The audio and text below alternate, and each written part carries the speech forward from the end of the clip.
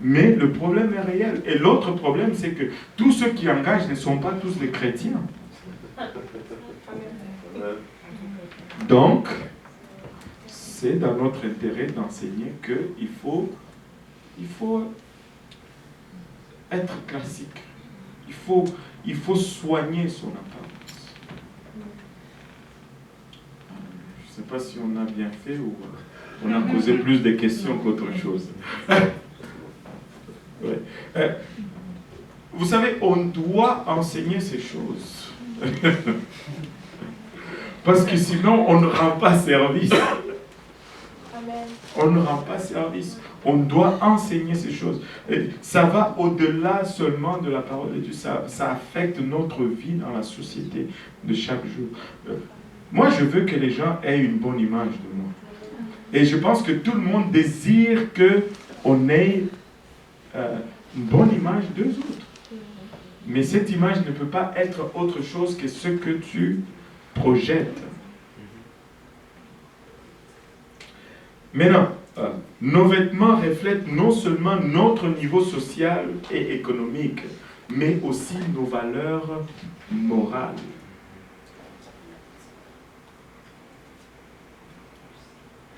Ça fait partie de notre identité. Ce que nous portons révèle ce que nous désirons que le monde croie ou admire en nous.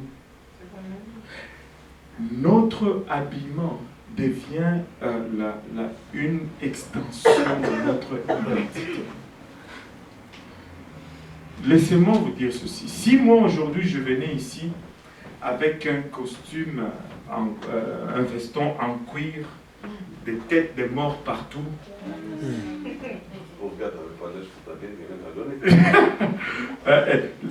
est-ce que, et là je commence à prêcher, il va y avoir un décalage dans votre tête.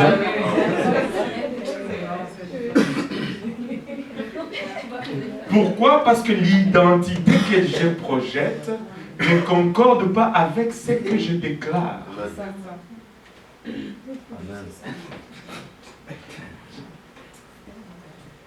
Donc, nos vêtements reflètent non seulement notre niveau social et économique, mais aussi nos valeurs morales. Ce que nous portons révèle ce que nous désirons que le monde croie ou admire en nous. Et demandez-vous, posez-vous la question, pourquoi est-ce que le président des États-Unis ou le Premier ministre sont toujours habillés en costume et chemise, cravate? C'est leur habit de tout le jour. Parce que c'est ça qui est le reflet de leur rang social, de leur responsabilité. C'est comme ça. Ce n'est pas quelque chose de nouveau, là. C'est comme ça. Nous, même si nous ne voulons pas le voir, c'est comme ça. Maintenant, les personnes qui ornent leur corps avec des produits cosmétiques qui accrochent les regards, des bijoux et des vêtements, sont très souvent à la recherche de l'amour, de l'attention et de l'acceptation des autres. Les psychologues te disent même ceci, même pas la Bible, la psychologie que vous regardez, mettez sur le piédestal, déclare ceci: plus il y a des fardes et des maquillages et des produits sur une personne, plus il y a des problèmes psychologiques intérieurs. Ce n'est même pas la Bible, même la psychologie peut le voir. Quand cette personne qui recherche l'attention devient chrétien et que Dieu les accepte comme elles sont, dans leur beauté naturelle, elles perdent peu à peu ces désirs de décorer leur corps, alors qu'elles reconnaissent que ce que Jésus aime le plus à leur sujet sont les ornements intérieurs du cœur. Elles suivent alors volontiers la simplicité du style de vie de Jésus. Même dans leurs vêtements et leur apparence. Il n'y a rien qui bat la nature. Écoutez, tu ne peux pas faire mieux que la nature. Impossible. Tu ne peux pas faire mieux que la nature. Oublie ça. Regarde dehors. Tu ne peux pas faire ça. Tu me regardes, tu dis peut-être que j'ai un gros nez, mais mon gros nez va mieux avec mon visage rond. Imaginez-vous si on me collait le petit nez d'Achille, ça serait bizarre avec mon visage et mes joues. Ça ne marchera pas, ça ne va pas, ça ne va pas aller. Quand même. Tout s'équilibre dans la nature. Et quand tu commences à changer cela, tu crées des problèmes.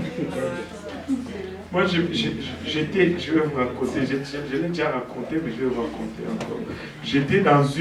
J'étais parti une fois à Moncton, au Nouveau-Brunswick, pour un deuil d'un de mes amis. Au fond, c'était le papa du frère Lang qui était décédé. Et on est allé pour les deuils et tout ça. Et là, le frère Lang nous a trouvé des chambres pour dormir, pour passer la nuit, dans une maison d'un de ses amis. Mais cet ami-là, au frère Lang, il est extrêmement riche. Quand je dis riche, je veux dire vraiment, vraiment, vraiment riche. Donc son père s'est fait construire un yacht. Lui-même, il a dessiné, on a construit son... Quand tu commences à avoir des bateaux, là, c'est parce que tu ne sais plus quoi faire avec ton argent. Il s'est acheté un bed and breakfast. Je ne sais pas si vous savez c'est quoi. C'est un système d'hôtel ou chambre. Ça, c'est sa maison. Tu dois rentrer comme dans un petit bois. Tu vas dans un sentier et puis là, tu vois, wow, les trucs apparaissent là au milieu d'une clairière. Et il y a un petit lac à côté. C'est fou les gens, comment ils sont riches. Et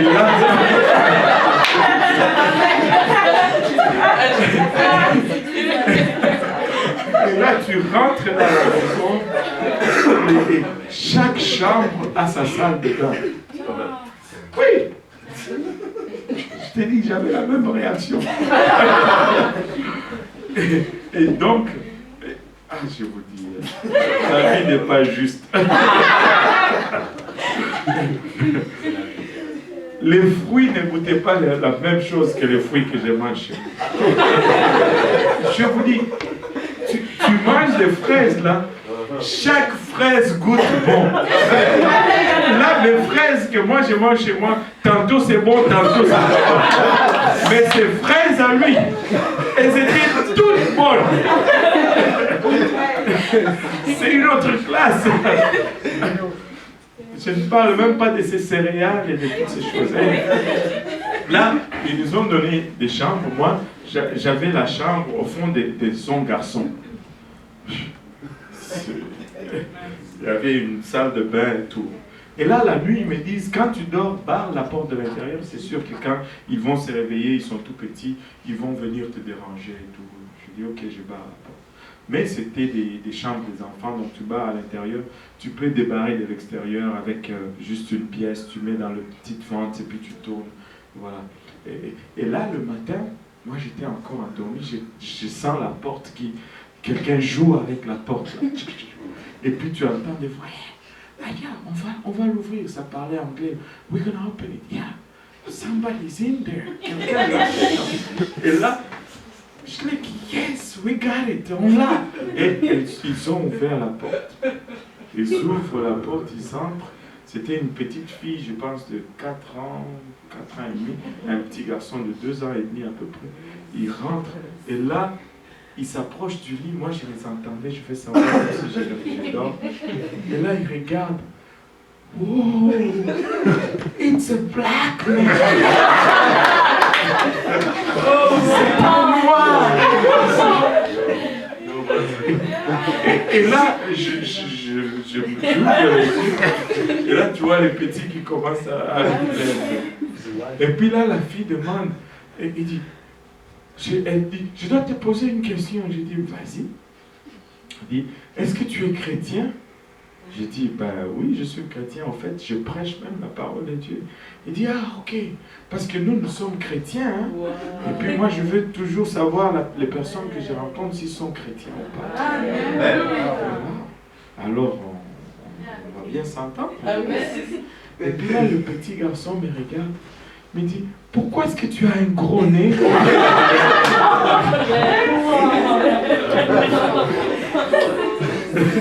Et là, je pouvais entendre la grand-mère tomber évanouie carrément dans le couloir. Et là, j'ai dit au petit, tu sais, c'est parce que je cours très vite. Et là, le petit me regarde, tu cours. C'est quoi le rapport? Vous pouvez voir le point d'interrogation sur ça. Parce que moi, je cours très vite. Et lorsque je cours très vite, je dois bien respirer. Je dois bien respirer. Là, Dieu m'a donné un bonnet pour que je cours plus vite que toi. Je te parie que si on sort dehors, je vais courir plus vite que toi. Je dis, ah! Bon, je m'en suis tiré comme ça. Et la grand-mère était tellement gênée. Elle appelle sa fille, c'est quoi ces enfants? C'est quelle éducation? Ah là là, vous me faites la honte.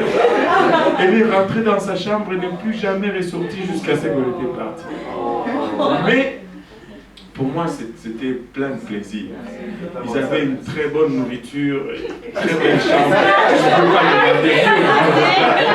De toutes les façons, j'étais déjà au courant au sujet des monnaies depuis mon enfance. Ce n'était pas une nouveauté pour moi. Et j'ai mangé leur nourriture, je suis parti heureux. Amen. Amen. Okay.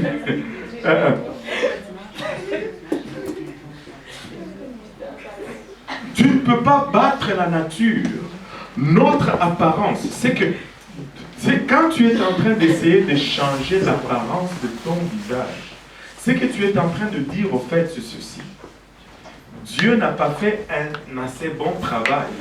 Moi, je vais l'aider un peu. Nous croyons que c'est Dieu qui nous a créés, oui ou non? Ouais. Bon. Alors, si je ne suis pas content avec mon nez, je suis en train de dire à Dieu, oh, tu n'as pas fait un bon travail, moi je vais t'aider un peu, je vais économiser et puis je vais aller chercher une opération chirurgicale. Ou si on peut aller à l'extrême. Tu ne peux pas battre la nature. Même, nous nous trompons souvent parce que nous regardons le standard du monde. Qui a dit que ça c'est beau et ça c'est pas beau? Et même avec le temps, ça change. Regardez, il y avait une époque là chez nous, en Afrique, c'était des horreurs qui étaient considérées comme beauté. Et vous ne savez pas, nos parents faisaient des traces. C'est des balafres. Ça c'était la beauté. Mais oui, c'était la beauté. Alors, tu vas en Papouasie, il y a des gens qui tirent leurs lèvres, la lèvre devient comme ça. Ça, c'est beauté. Au moins. Alors, quel critère est-ce que tu vas suivre? Tu vas au Kenya, il y a ceux qui mettent les anneaux pour allonger leur cou. Plus le cou est long, plus c'est beau pour eux.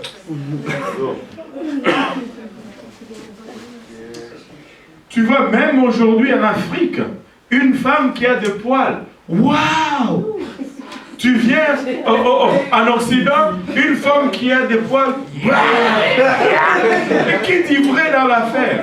Tu vas en Chine, une femme qui a la peau blanche, blanche, blanche comme la feuille, waouh! Tu viens ici, non, il faut se brûler au soleil pour être bon. Qu'est-ce qui est beau finalement?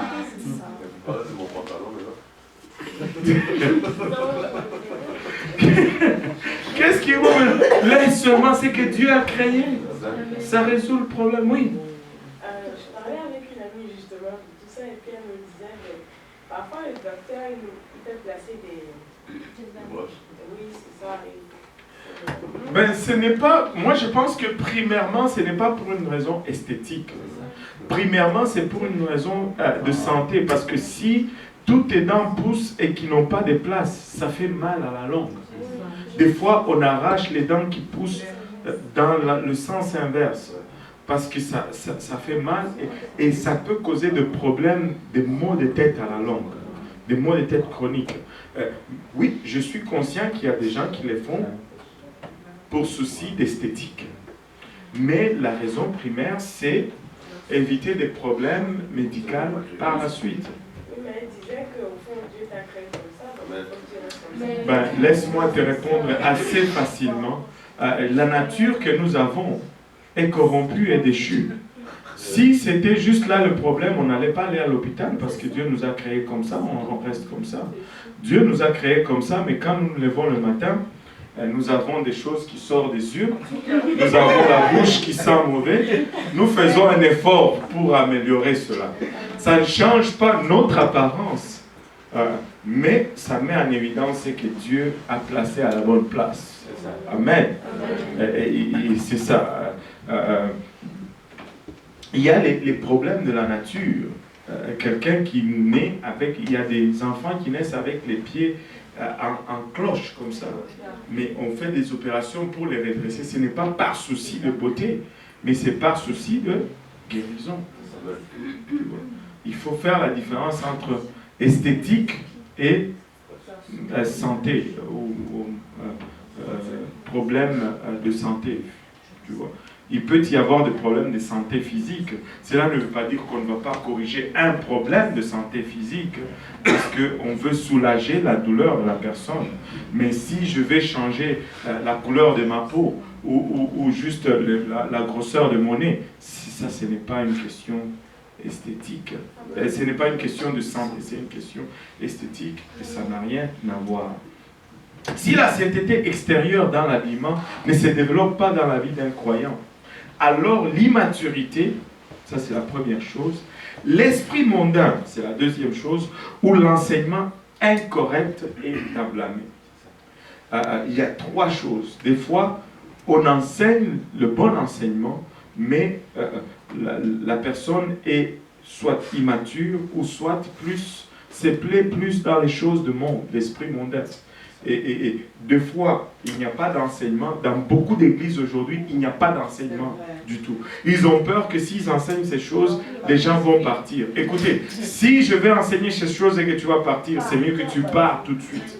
Parce que moi, je vais enseigner la parole de Dieu. J'aime mieux avoir 6, aller au ciel avec le 6, qu'avoir 600, ne pas aller nulle part. Parce que moi, cet homme ici, là, il veut aller au ciel. Alors, je fais tout ça pour aller au ciel d'abord moi-même. Même s'il n'y a personne, je vais enseigner la même chose. Je vais enseigner la parole de Dieu sans compromis.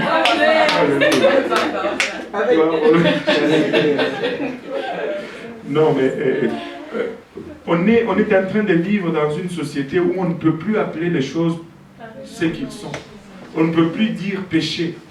Il y a des églises où ils ont même banni le mot sang. Tu ne peux plus parler du sang de Jésus-Christ. Parce qu'ils disent que c'est violent. Et je suis lavé par le sang de Jésus-Christ. Sans le sang de Jésus-Christ, je suis perdu. Je suis perdu. Oh, le sang de Jésus qui lave plus blanc que neige. Oh Seigneur Jésus-Christ, le péché n'est plus appelé péché. Et pas ici. Alléluia. La préoccupation de la plupart des églises est d'enseigner aux gens comment devenir chrétiens. Et c'est bon. Mais le problème, c'est qu'ils ne les apprennent pas comment un chrétien doit vivre. C'est une chose que devenir chrétien. Mais c'est une autre chose que de vivre comme un chrétien, de rester chrétien. C'est pourquoi tu vois dans le monde d'aujourd'hui, tous on nous enseigne born again, né de nouveau, né de nouveau. Et tout le monde est né de nouveau. Même Lady Gaga est né de nouveau. Même Ray Kelly est né de nouveau. Tous ces gens qui ont un style de vie complètement à côté de la parole de Dieu, se disent nés de nouveau, parce qu'on leur dit il faut être né de nouveau pour aller au ciel. Mais on ne leur dit pas comment il faut vivre pour aller au ciel. Et c'est devenu juste à la mode de juste dire né de nouveau, mais sans pour autant vivre une vie de quelqu'un qui est né de nouveau. Écoutez, c'est une chose que de naître de nouveau, c'est une autre chose que de rester né de nouveau. Amen. Tu dois vivre une vie de sainteté. Ce n'est pas seulement obéir à l'évangile, mais c'est vivre l'évangile par la suite. C'est une chose que de naître et c'est une autre chose que de grandir. Si Grâce aujourd'hui, pauvre Grâce, elle refuse de manger quoi que ce soit, sa croissance va en souffrir. Et notre nourriture spirituelle, c'est la parole de Dieu. Si nous refusons cette parole, nous allons avoir des problèmes pour grandir. Voilà. Alléluia. On apprend comment devenir chrétien, mais on n'apprend pas comment vivre comme un chrétien. Et par conséquent, il y a beaucoup de croyants sincères qui sont en train de faire sincèrement ce qui est mauvais aux yeux de Dieu. On ne questionne pas leur sincérité, mais on questionne tout simplement leur enseignement. Osée chapitre 4, verset 6. C'est une parole très forte. Osée 4, verset 6. Mon peuple est détruit parce qu'il lui manque la connaissance. Mon peuple est détruit parce qu'il lui manque la connaissance. Les gens n'aiment, ils sont devenus réticents vis-à-vis de la parole de Dieu. Tu prêches la parole de Dieu, ils n'aiment plus. Ils sont devenus sensibles et ils se sont fait des enseignants qui leur enseignent les choses qui leur sont agréables. Ça, ce n'est pas bon. Regarde la suite. Puisque tu as rejeté la connaissance. Puisque tu as rejeté la connaissance. Je te rejetterai. Et je te rejetterai. Et tu seras dépouillé de mon sacerdoce. Puisque tu as oublié la loi de ton Dieu, j'oublierai aussi tes enfants. Waouh! Waouh! Nous ne pouvons pas rejeter la parole de Dieu. Nous ne pouvons pas être ignorants de la parole de Dieu. Nous devons sonder la parole de Dieu. Une fois que nous l'avons sondée, nous voyons ce qu'elle dit. Nous devons l'installer comme gérant ou directeur de notre vie. Notre vie doit être dictée par la parole de Dieu. Nous devons aimer cette parole. Nous devons la chérir. Nous devons l'embrasser. Nous devons bâtir notre vie sur la parole de Dieu. Nous devons gérer notre vie sur la parole de Dieu. Nous devons éduquer nos enfants sur la parole de Dieu. Nous devons décider de notre engagement dans telle ou dans telle chose, de nos amusements sur la parole de Dieu. Nous sommes un peuple séparé. Si nous rejetons la parole de Dieu, Dieu va aussi nous rejeter comme il le déclare dans ce verset. Moi, je ne veux pas être rejeté par Dieu. De nombreux ministres prêchent que Jésus vous accepte, peu importe comment vous vivez ou ce que vous portez. C'est vrai. Mais ce message est incomplet. J'étais pécheur lorsque Dieu m'a accepté. Et il m'a aimé comme j'étais. Alors que j'étais encore pécheur, Dieu est venu et il est mort pour moi. Mais ce n'est pas tout. Ce message est vrai, mais il est incomplet. La bonne nouvelle de l'évangile, c'est que Jésus nous accepte initialement. Que tout le monde dise initialement. Initialement comme nous sommes. Mais il va par la suite nous donner le moyen de devenir ce que nous devions être. Amen. Il va nous donner le moyen de devenir ce que nous devions être. Il va nous restaurer. Il va nous transformer. Il ne va pas nous laisser là où nous étions. S'il nous laisse comme nous étions, écoutez, je vais continuer de mentir, je vais continuer de tromper, de voler, et je ne veux pas aller au ciel. S'il m'a aimé avec mes défauts, il ne veut pas que je reste avec mes défauts. Sinon, ce n'est pas de l'amour. Si tu aimes ton enfant et qu'il est paresseux, tu ne vas pas vouloir qu'il reste paresseux. Des fois, tu vas le punir pour qu'il arrête sa paresse.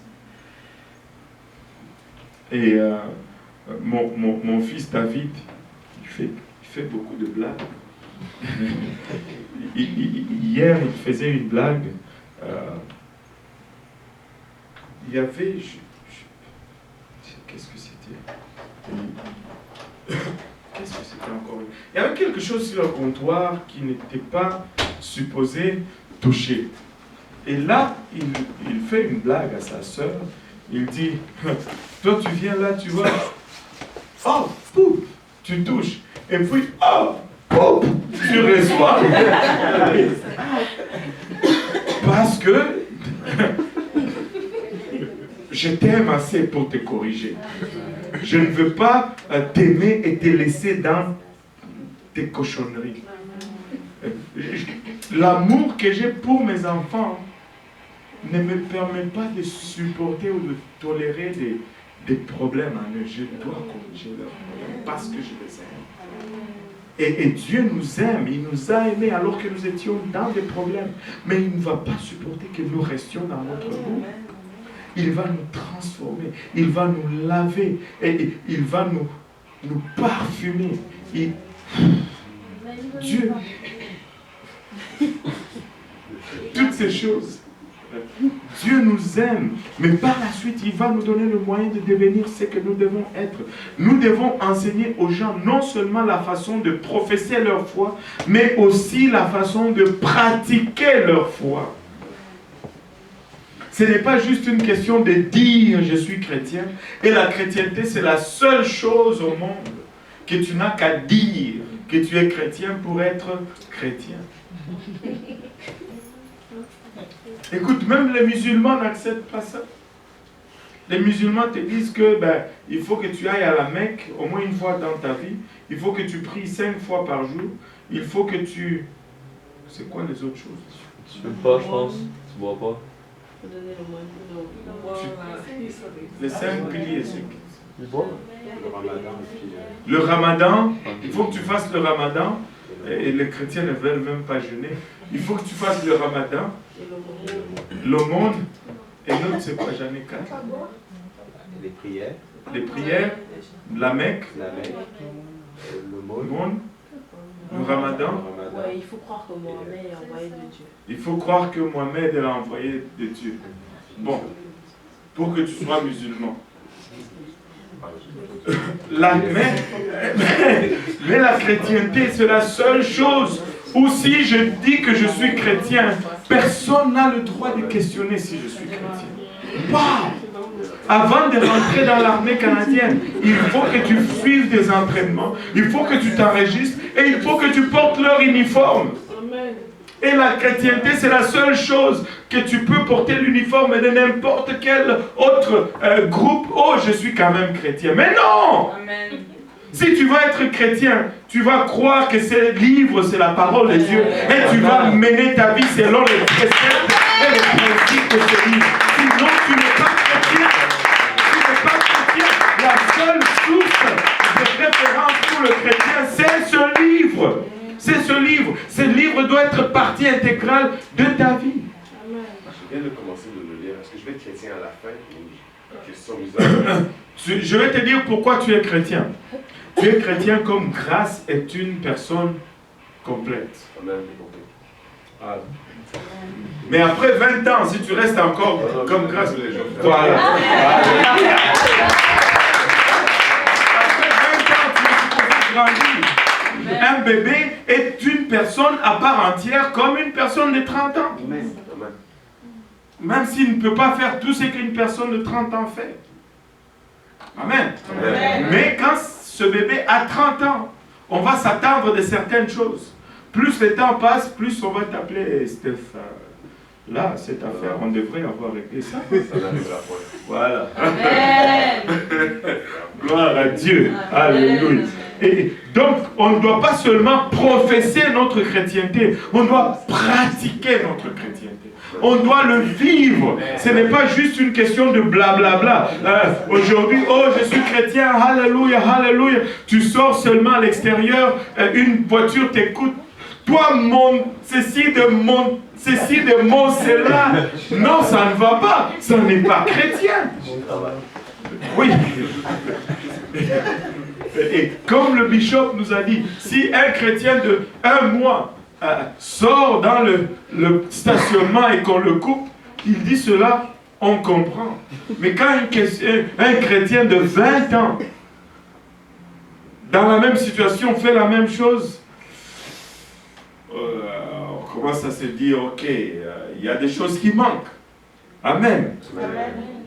Votre accoutrement modeste dit silencieusement au monde que vous vivez pour glorifier Dieu et non pour vous glorifier vous-même. Amen. Écoutez, il y a des places où vous allez entrer, vous n'allez rien dire. La semaine passée, il y a une sœur, la sœur Nadège, elle me parlait, elle dit, elle travaille dans la maison d'un juif pour, je pense, une semaine. Et ces juifs l'observaient. Et la regardait et dit, mais toi tu t'habilles toujours comme ça. Tu es différente. Comment? Explique-moi. Tu ne peux pas poser la question plutôt.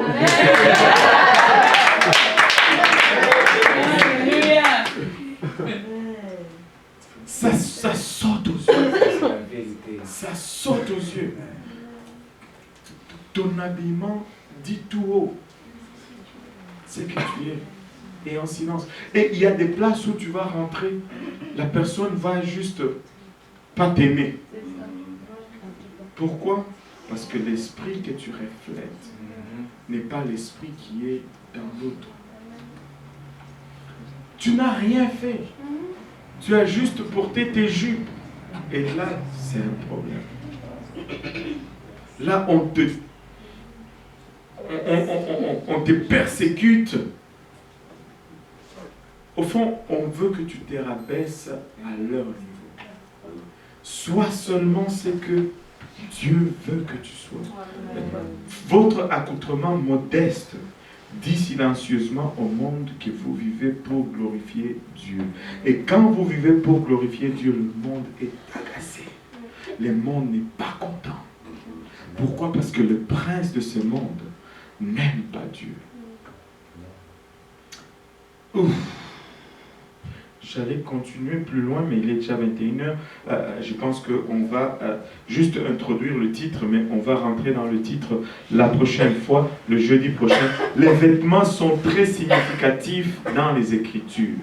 Si nous lisons à travers la Bible met beaucoup d'importance sur le vêtement.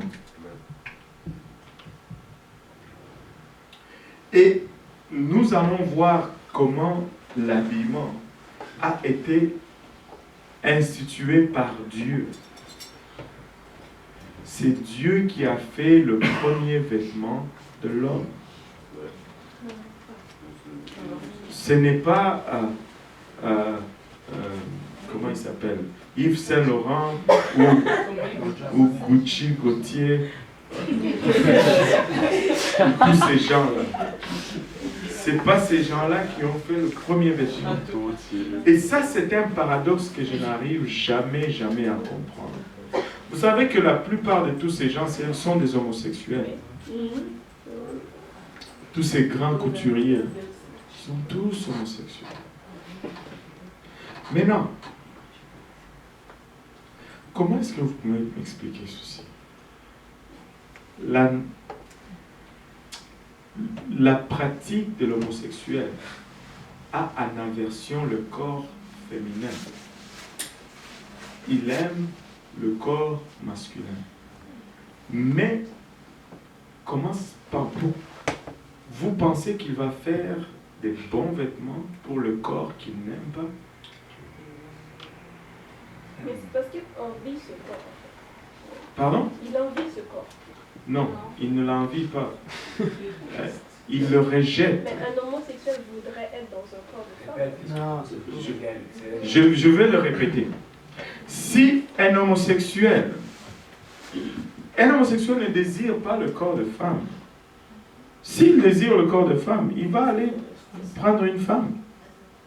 Non, je veux dire, désire être lui-même dans un corps. Non, ça c'est les transsexuels. Même le transsexuel, je vais t'expliquer pourquoi c'est tordu. Pourquoi il veut... Il ne désire pas le corps d'une femme. Son désir, vraiment, c'est de détruire le corps de la femme. Parce que il va faire comme s'il était une femme. Mais s'il fait comme s'il était une femme, ce n'est pas parce qu'il fait comme s'il était une femme qu'il aime le corps d'une femme. Nous, les vrais hommes, nous aimons les corps des femmes. Amen. Mais l'homosexuel n'aime pas. S'il va épouser un homme pour vivre avec lui, passer sa vie avec lui, c'est parce que...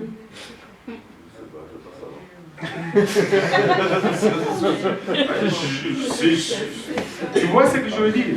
Maintenant, après cela, il veut faire maintenant des vêtements. Il ne va rien faire de bon. Pourquoi est-ce qu'ils prennent toujours... Ces femmes-là doivent être squelettiques. C'est parce qu'ils sont en train de les tuer à petit feu.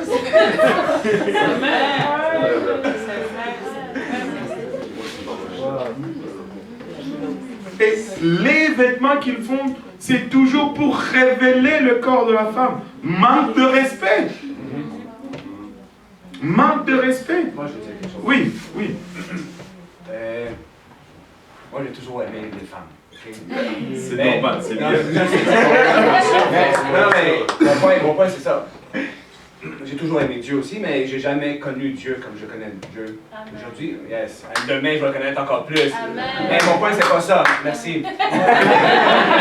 C'est que là, Yes. avant que je connaisse Dieu, alors, moi, les femmes que je rencontrais, elles s'habillaient sexy, puis il avait mon attention. Pow! Une fois que je suis tombé en amour avec la femme, qu'on devenait un couple, puis ma femme voulait sortir, moi, je disais à ma femme, tu ne sors pas comme ça avec moi. Qu'est-ce que ça veut dire?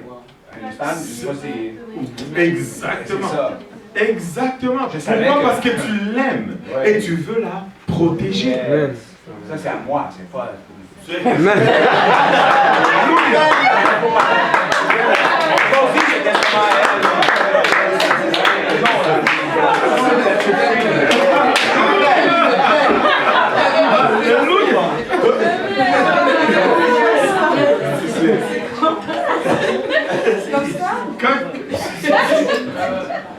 Les vêtements sont très significatifs dans les Écritures et les vêtements sont très significatifs dans notre société. Je vais conclure avec cet exemple.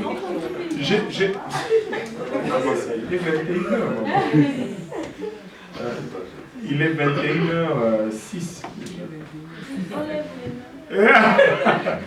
Ceux qui veulent continuer. Non, on va être sage, ok? On en garde un peu pour jeudi prochain. Mais je voulais finir avec cet exemple. Je ne connaissais même pas Dieu comme je le connaissais, mais il y avait quand même cette fibre morale en moi. Je travaillais dans une entreprise, une manufacture, c'était au fond mon premier boulot que j'avais au Canada. Et j'avais un ami. Et un jour, on était en train de le lunch, on était plusieurs personnes, et le débat est sorti. Oh, si les hommes ont le droit de se promener torse nu, les femmes devaient aussi se promener torse nu. Bon. Déjà qu'un homme se promène torse nu, ce n'est pas... Anyway, ça c'est juste moi peut-être, mais c'est ridicule, c'est dégueulasse. Mais non, et l'autre ami, mon ami, il dit, ah ouais, on devait leur donner le droit, bla bla bla bla bla bla. Et là, j'ai essayé de faire réfléchir la personne, on n'est arrivé à rien. Et puis quelque chose m'est venu en tête. Parce qu'il sortait avec une fille qui s'appelait Célia. J'ai dit, bon, écoute, et si... Donc, pour toi, ça serait correct si Célia se prenait torse nu? Elle dit, non. Alors, toi, tu veux que les autres fassent ça, mais toi-même, tu ne veux pas que ça soit pour toi. Ça, c'est pas aimer. Ça, c'est pas donner la liberté à quelqu'un. Ça, c'est juste utiliser et abuser de quelqu'un. Il n'y a pas de respect. Écoutez, les vêtements sont très significatifs dans les Écritures et on va le voir que Dieu est le meilleur et le premier couturier et il nous donne le standard de la couture. Amen. Bon. Oui. J'ai une dernier truc à dire, parce que je sais que tout le monde va quitter dans quelques instants. Et il y a encore des gens qui sont venus chez moi aujourd'hui, grâce à Dieu. Et ma famille dit encore merci. C'était la dernière fois. Merci à tous. Gloire à Dieu. Merci Seigneur. Alléluia. Gloire au nom de Jésus-Christ.